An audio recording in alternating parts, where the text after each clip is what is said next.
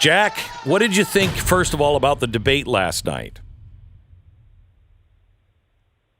Well, Glenn, I watched the debate last night, and I thought it was interesting. I thought a lot of the candidates did well. I think some of the sub-tier candidates, were largely not present. I think some candidates phoned it in. But really, the biggest standout for me was, how can we be in a situation where the front runner for the opposition in this party is about to be arrested for the fourth time in a row the next day, which is today?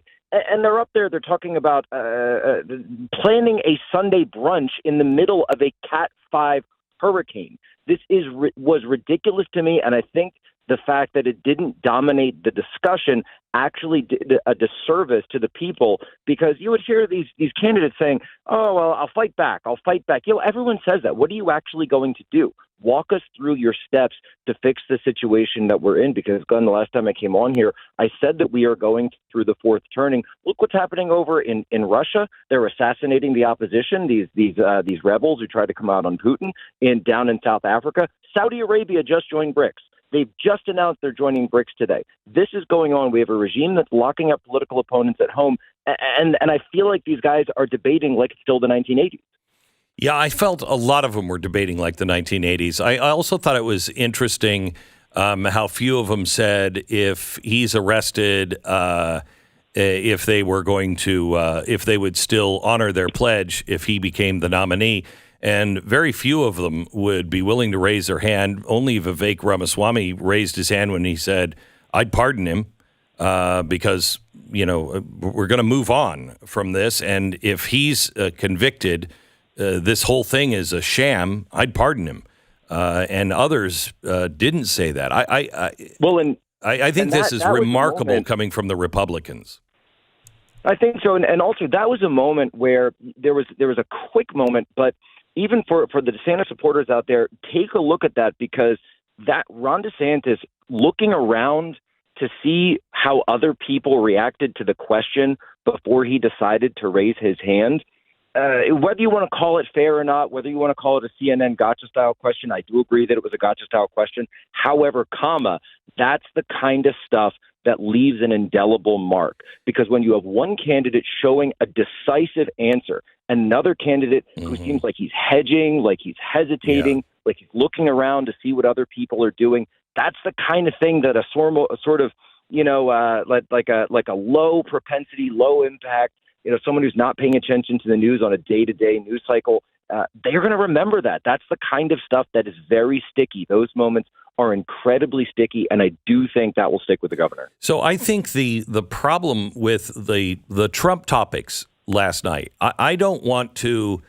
at this point, dwell on the 2020 election. However, that being said, we do have to have a strong accounting, which the Republicans were the only ones that could do it, and they didn't really do it in any state. They didn't push to make sure that we're correcting all of the mistakes from the past or even finding the answers. So you've kind of blown that one, because now do we trust the next one or not? And I think just as important is what is happening to Donald Trump. There's no way any of this would be happening if Donald Trump decided not to run. But he's decided to run, and so they are going to put him in jail come hell or high water. And for the Republicans on stage last night and in Congress right now, for them not to be raising holy hell and cutting the budget of the FBI and the Justice Department until they stand up and give real answers, and we get to the bottom of this, it's shameful. And that you don't have to be a Trump supporter to believe that. Every American should believe that. Every American should be saying, wait a minute, no, what is happening here? And we want real answers. And you've been stonewalling on all of these things. You don't get a dime from us. And for the Republicans who control the House, which controls the purse strings, has got to be more than frustrating for Donald Trump, and should be frustrating for every American. Glenn, that's exactly right. And I think Fox News, quite frankly, did a huge disservice to the country by not making that front and center. Now I can understand if they're jilted and the fact that he didn't show up and they're upset about this. Get over it, right? If you're going to conduct a debate for the benefit of the American people, then you have to get over the Murdoch family's financial and political standing and actually show that you can be a forum for all Americans. And the fact of the matter remains that there are tens of millions of Americans that support Trump, and there's also tens of millions of Americans that support a fair process, that do not want to see a process where you've got prosecutors bringing these ridiculous indictments, novel legal theories, going after opponents. No, this is not what we do in the United States. We handle this at the ballot box. That's how we've always done things in the United States. And for Fox News to barely ask questions about it, to barely ask questions about election integrity, to barely bring up how we're going to conduct the election in 2024, which I don't think I heard any candidate really talk about this, ballot harvesting, drop boxes, any of these things. Because the Republicans aren't doing it. Geo-tracking. The Republicans aren't doing anything about it. I mean, it is like they are determined to lose. Well, that's perhaps a more sinister plan afoot there, and I certainly could understand why people may think that, because you need to be look, if you're going to be one of these mules that's coming up in the 2024 election, guess what? You need to hear someone on stage. I would love to hear one of these candidates, and even Trump hasn't even said this, say, I will institute real-time geo-tracking against every single drop box that's in any one of the target cities, Milwaukee, Phoenix, Maricopa County, and then Atlanta, Fulton County. Real-time geo-tracking, that if your phone is near there, and we know these mules are all going to be tracked because that's how they have to check in with their 501c3s and the Zuckerbucks and the C4s. Guess what? Real-time geo-tracking. We're going to be following you as you go in and out. We're going to have James O'Keefe and an army of cameramen and hidden cameras, maybe even drone cameras all over the place. Where's any discussion of this? Because the way that Joe Biden was installed as president was through tactics. We're focused on strategy. We're focused on this big vision, how things are going to happen when we get into office. Great. But you have to actually prove that Democrats understand they can't win on strategy. They can't win on their political messaging. They fail every time. How did they win? They won on tactics. They changed fundamentally the way that elections are held in this country. They've changed us from a system of voting on election day to a system whereby who collects the most ballots is able to install their own president. And if Republicans have not woken up to that new reality, I don't see how they win any election going forward. So, Jack, what do you think of, Trump is going to turn himself in today. There's this meme that's going around of all of the lawyers, Donald Trump's attorneys, and their mugshot in Atlanta. And it's despicable. Where is John Adams? Where's the spirit of John Adams? Wait, we're now arresting attorneys? Are you kidding me? So he's going in today. One of the thoughts that we had last night was his attorneys must be happy that he wasn't at the debate stage yesterday, because anything he says can be used against him now in a court of law, and they'll use anything against him. How is this going to play with him going down and having a mugshot?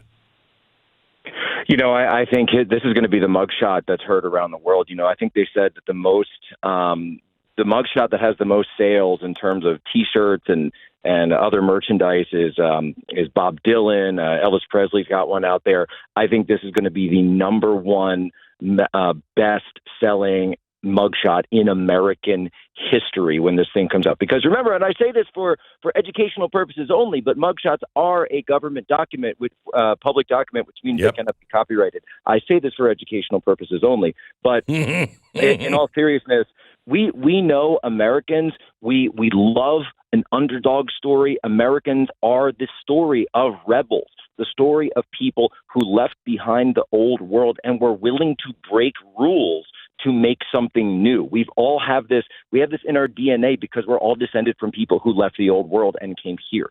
That is indelible to the American character, to your point with John Adams.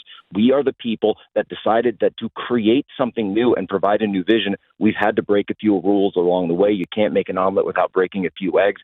I think this is absolutely going to backfire on them. I think it will be seen not only just by Trump supporters, but by independents, maybe even people on the left, RFK supporters, the former Bernie bros, etc. This is too far.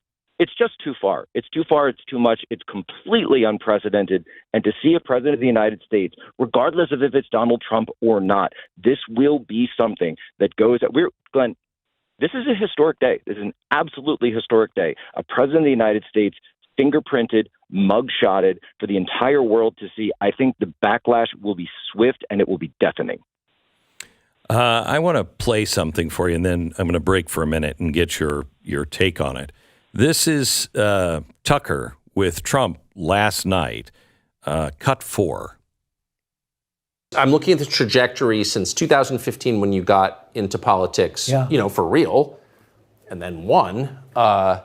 It started with protests against you, massive protests, right. Organized protests by the left, and then it moved to impeachment twice, right. And now indictment. I mean, the next stage is violence. Are you worried that they're going to try and kill you? Why wouldn't they try and kill you, honestly? They're savage animals. They are people that are sick, really sick. You have great people in the Democrat Party. You have great people that are Democrats. Most of the people in our country are fantastic, and I'm representing everybody. I'm not just Republicans or conservatives. Right. I represent everybody. I'm the president of everybody.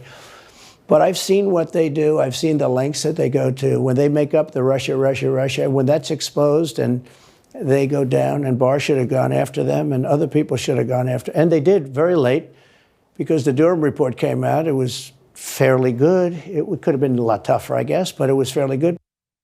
So the question even being asked, a serious question, why wouldn't they just kill you, to a former president of the United States, really speaks volumes of where we're at. Jack, what I want to know from you in a minute is what happens if he actually goes to jail? What did you think of that question, and what happens, Jack, if we see this president actually go to jail?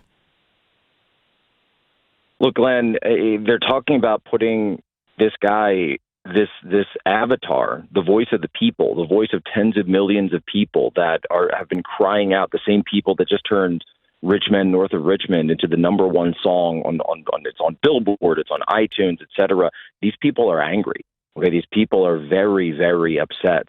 And if you take away this Trump as not just a person, but the symbol of what Trump represents, this ability to fight back, this ability of somebody from, who sort of was part of that ruling class that came down and said, you know what, everything that you believe that's going on behind those closed doors, it's 10 times worse. Mm-hmm. And how do I know? Because I was in on it. Mm-hmm. But you know what? I want to do something for you. That's why people support Trump. That's it. It's as simple as that. And if they go to strip him from the ballot, as they've already publicly said hundreds of times at this point, they want to strip him from the ballot in all 50 states. Gavin Newsom has already taken steps to do so in California, which would obviously set up a constitutional crisis. They're talking about putting him in jail. I talked about this on Human Events the other day. I think it would blow this country apart, Glenn. I really do think it would blow this country apart. If Donald Trump did the Martin Luther King or Gandhi approach and said, you can be out in the streets, but I want you to be peaceful and peaceful vigils. If it was spun that way, he could change the world and change America in a positive direction. I don't know how many, FBI psyops and everything else would happen at the same time to cause the violence, but they desperately need the violence. And if he played it completely differently than what they would expect, it could change things rapidly. But if we don't have that spirit among us, you're right. As he said last night, it's a very dangerous thing what's happening right now, and you don't want to see when you put anger and frustration and hunger and all of this out onto the streets. It's not a good thing. No, Glenn. Go ahead. We're hurtling towards America is parallel to the Weimar Republic right now, as you and I spoke about the last time I was on. You look where credit card debt is the highest in American history at $1 trillion. Topping $1 trillion, mortgages going through the roof, interest rates going up like crazy. When the people get hungry, the people get angry. And I think you're right. I would love to see this call for a peaceful, nonviolent response.